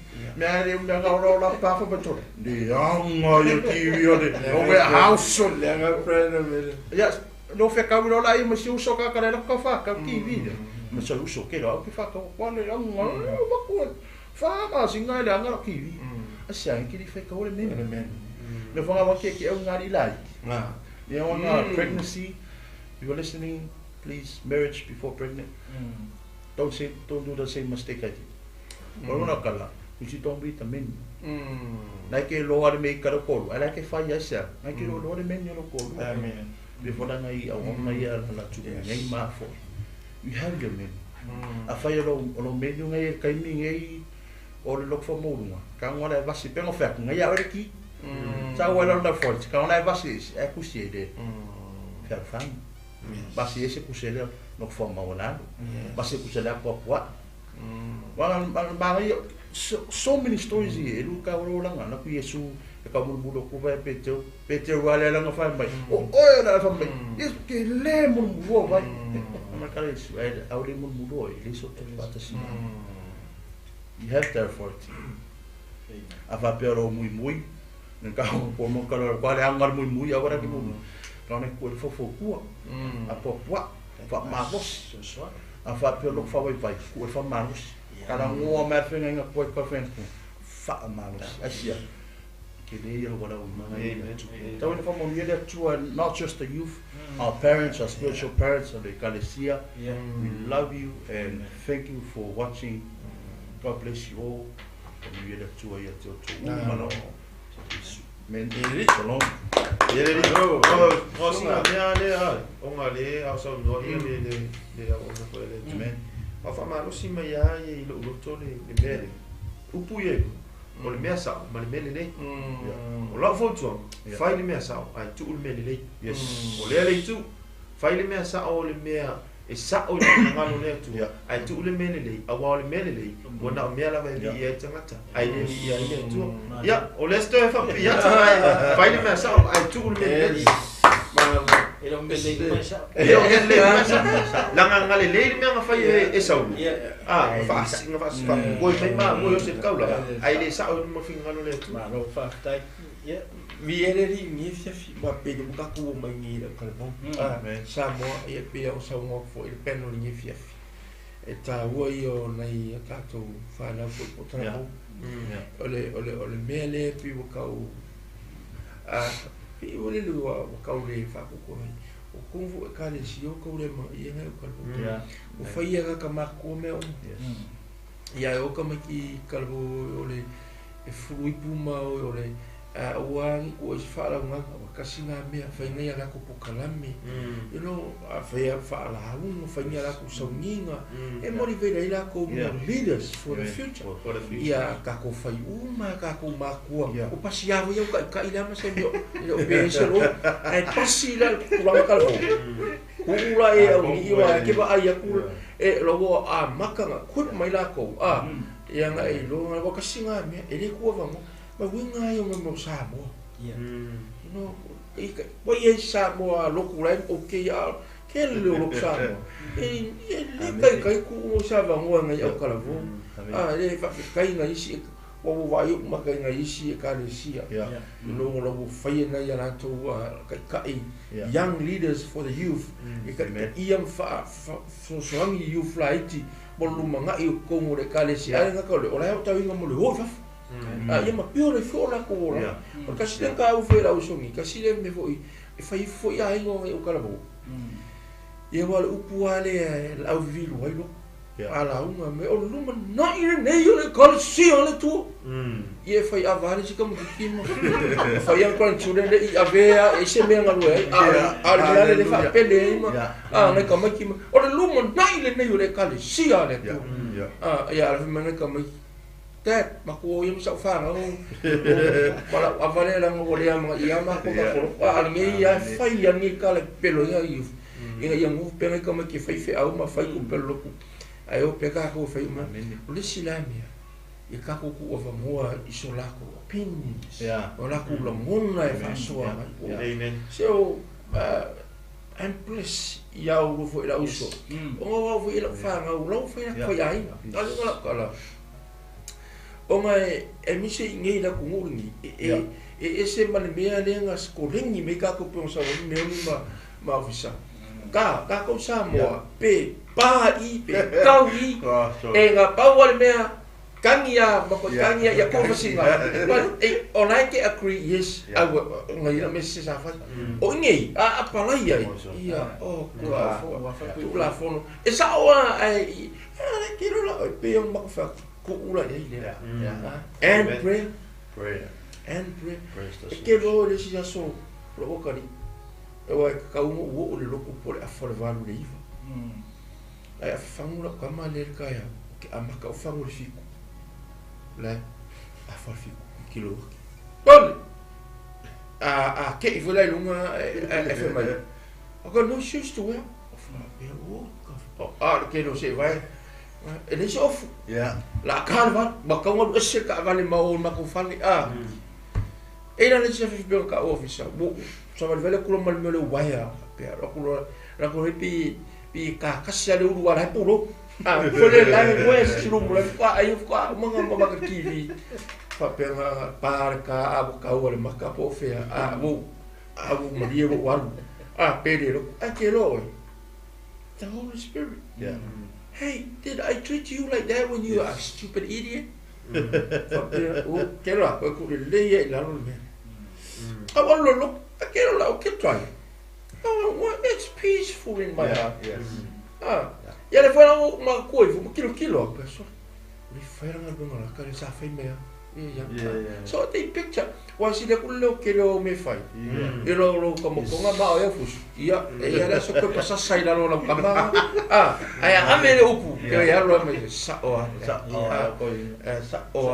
lo mam yo ok youth ye piu sa mo ko ngale tu ni ese ka wo ile nga ka wo o ile tu ka wo i ko re ka le si ka wo fo ko lo ma le min su yo ngalo yo ka ko o a como que o veo tavita e sa o le ia ngai kala i mga ko tavita you know ai mo se au kala vo pingi se kala vo se le onga i se ponga ai se au se asin how you do that sa ora le onga ai na la le you flippy fa long o le tu yo vo le ma mo yo o ngoi pio le sia wonga for fanganga pania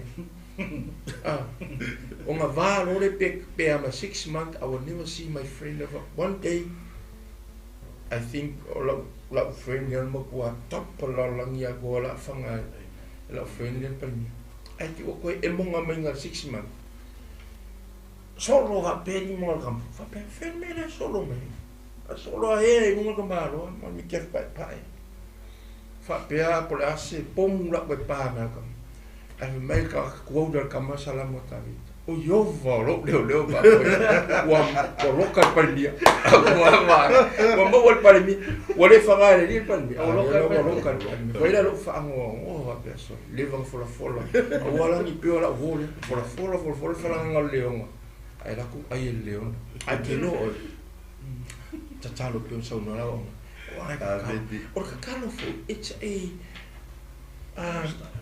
lifestyle si o le kama fai fa pia e ke mo ko kule la lo fai so vi inga mo no poco no ke mo but le ai it just talk like daddy I'm struggle e ke le alu sexual la de fio i ko lo kama you know we la o kalo yesu le ke yesu vai ko kalma ko vai me get in the private room. Vai le poku ngai sea o ni singa o ya kon.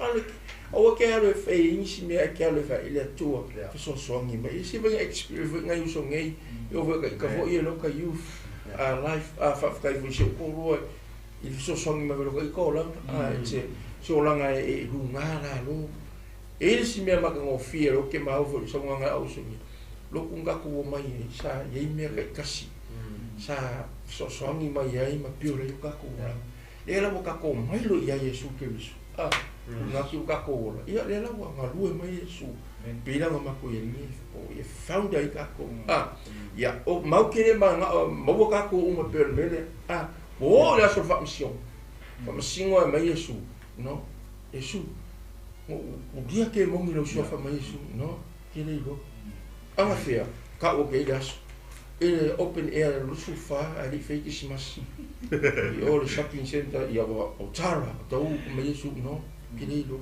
le me se me fa penga i onga isa la nga vo ila la nga se sale focus sale motive ai o le ka ko wa o uma ka vo ka ko uma fe ma ko ni fia fi ka ko wo ya Yesu si answer you got the key o ka vo ma ko ko fe moni ma fisa fa ko ma ko ka si pa o le ya o le ki o me o fa la o ai le fio ko ke le fio you got the key ai ava pe la o le va pe after the key but the master got the master key ke lo e ko ke ki ai lo ki ya ki Yesu vai kam sa pa mai langa invitation ve le familiar ka ko familia o trato umo e mafatia atinga hinga ya si le ai si le mafkia te ko fu pe la via le fola po e mafakia ye se me anything o ke pay nei go through na familia Yesu le simple yo langa avenga molai wa ka ko umban me le yo ke le fa la vale le cuore povia sua archero la mel lang mel e afi uma le povia le heavy ola venga e ku waila ka le ku le ma fa ka ma lo le ma control ai ma ko la e alu si me la no par so le heavy mala le ave le povia me le Yesu mai le kia da venga Ya. mai lunga ia kia lunga o ia e ma ai ole o criteria ia loto maula Ya. ona maua le o tole malu longa o tawa me la malu longa ile nganga ai se poa me ai o mai ia if maua file mo Yesu se ko ngaka ma si ni via ko a fa pia ko fo ifa so la o so ni via ese fa ka i ka fo ke fu ni si de so ngal le mo ko ni via fi pa penga fo isa mo la tu pele ia nga o fa nga ko la ko pokaram ai awongi ingalo ia oi ke i fo wa fa ia ma sangilo ma ka ma si ke ai ke le alu loku la sa e se ma ko fa ngo se le oi la ka ko ma lo le li ai me o fa lo ngo la hu ngal ma lo le tu se alu ia e vai oso ia me nga a me fo io ya me fo i pi ke o ke e pe ma ia o ko un le o so ni o le meres o fia e fai le mere ai o le fai le mere o singa le sa o le o fai le opposite ka o ia le nga maka mai la maka nga opposite a ko a wor ka ngoma ai a ka ngoma ai vai la ai le ala ko au mai la ka muri le ama ko fai aku a Yesu ka Amen. Yesu fa Viene lì, dai. E vado fuori fa malo, ma lei la pale mai fuori tanto, tanto ti capisci lì fuori vanno le fiaffia. Ono le upo la vole tu le tatu te fa so ai sanga umi fuori. Ia ono le tau vado se fe auta o le denato le tupulanga talavo. E messi fuori tanto fuori la mo vanno sul fuoco. Amen. O e moni la upo lo suma matama. E più fa man via fuori lo te fa so le. Ia ai o foi ni tanto te. Ma fa ai tu mau pile le tu ni. Fa tai foi le tu ma lona nga ko ia. O vatu le upe o lua fa so ai tanto fa so ai. E ala lona mo sunga e fai ona o wala mai ma so upu le. Ine mo fai ona to se fai upu. Ele la mo tasi e to tele. E mai se foi tanto le vatu foi le nga fa tai. Tanto aingo leva ngale fiafia o fa manie foi le loto e ele fa so e ele fion pa ele tua ai tau no fai o pensa o fa so e tau tanto pi le vini moni moni o le vini moni o Yesu Cristo le a tanto pi mau tanto tu mau ya Yesu Cristo fa mai le ia mai vai ngai limo te fia pa ia toi fa mai ele ave sei nai oi Amen. Atu mau le vile moni e fa mai nai tatou. Atu mau le vile moni e fua tele mai ata. Hallelujah. Atu tu mau le vile moni. Talio tatou mana onga. Atu tu mau le vile moni. Me tu mau le upu le alofa. O le fe apo ma le fe fa soa. Amen. Ma leo le puto muni foi o uso nei. Ile au ina leo le uso. Amen. E volte to lunga. Ale au ina tatou fa na ko tu pulang talo. O ia o ina tatou fa. A misi ati o ma wala tulti a polo mele ma lor po sa fa tu mu me leo ma. Amen. O tatou temi mu tatou va no nei. A o ai upo le tu. Amen. La o le fina ngano le moni le tu lan fa no ia o le se fa no. Ile le me o lo ye tau fa tanga we ma ni le ma ni. Ele se fia mo fu seo. Amen. La fa me uma se o le foi ma le finga e tu lo fa fo sa le fa fo sa mo. E saka ya o ele me po se este nga ye. E va pe na ele ma foi tatu no foi ne no forma. Ele se no forma le. Ele se no forma mo o tu pulang ta bo po tatu Christian. Amen. Ono fanga mo sa kali manga vai ngaka. Amen. O tato no fanga tato no moni le penga peseria apostolo Paulo. O le malo le to le o mo ta pena ina. Amen. Alfa so na tato ainga e ma tato maftanga liva na fa fitai la o to ma fitai ia e tato no sa tele no to fanga sa pena tato amin to fele ave to fa mo ai o fa no ina mai foi to tai ia e pena on tanto fa so ai ele fe au le malo le tu amen ole ngal fa tai na ia o ni tu la le fi va tu fa tai le so ia pastor mo fa foi ina foi ni ko ole ngal la ia fo'i le viiga i le atua pe o tatou vala aua i moa le fesoasoani e ala i lona kovana sili o le malo amen ia le tula le fiafi ia tupulanga talvou i tāua o i le moa le atua amen. You are so special and you are the chosen vessel. Amen. You are the kingdom generation. Hallelujah. For the next generation. So we fought. Amen. Yeah, o tātou whaasona, tuatu leo sunga filmoni, ia whaawene tātou se tālu. Yeah. Hallelujah. Yes. Le tolo mātou te mai, so maua ia te mātou whatawa. Aure vi i ngā ia mar whamanu e fo ia te o te mātou. Te maa whaftai, na wanganga pa ia sa whapenau na mātou whaatasi ni tula le fia. Mai la wale amatanga si pa ia ni tula te maa whai uina po le mātou por karambe por mātou whasoa. Tisi po nei au auna.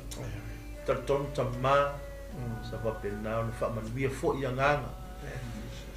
Samoa, ai mo te maa matua, mo te ngā mātua, uso mo tu whawhiri, wo mai masani. Ko ia au na tofi penao na mai mo mai mo nei lai ta tonu oro upua ia mana pa ia na upa u fo i fatu tono la to lot mai se la vale au tal wo talo e tamai pena pe on fa o wina pe no mana na luina ia ti la to o lo walo pero Yesu ke viso la va de tandi so spa pitau o le fa ba si ko na de ma to volanga la fo ise mātou ngā rue, mātou mai o inga. Pena ona whasusuru atu ai, laulangi a mai se lau talwau. Jesus Christ is that. Yes. Lord, we bless you and we thank you for making this tonight and possible for us as we share your word. Thank you, Father, for being here with us. We could not share your word if it wasn't for you. We felt your anointing from the beginning. Now as we come down to the ending, Father, we give you all the praise and the honor. Thank you to Pastor Micah for this beautiful channel as we spread your gospel, Father, on the social media platform so that each and every one can hear your word. We ask you, Father, to guide us as we're going to head off home to our families. Bless us in the name of Jesus Christ. Thank you, the blood of Jesus be upon us. We ask you to forgive our sins. If something was wrong that we said tonight, Father, forgive us. To mapata waya te mātou whamangaruinga sa mātou se mani mātou leanga la ko se upu ko sa. Lord. Te mātou te tasi a te mātou. E la whamleanga leo leo marupi pui. Te ana ia tu mātou rua wala te tautai o Iova. So wine mātou le totu i suki biso. Le mātou li mar mātou paula e ala tu ni tana. Ona o Yesu le lei. Amen. Amen. Amen.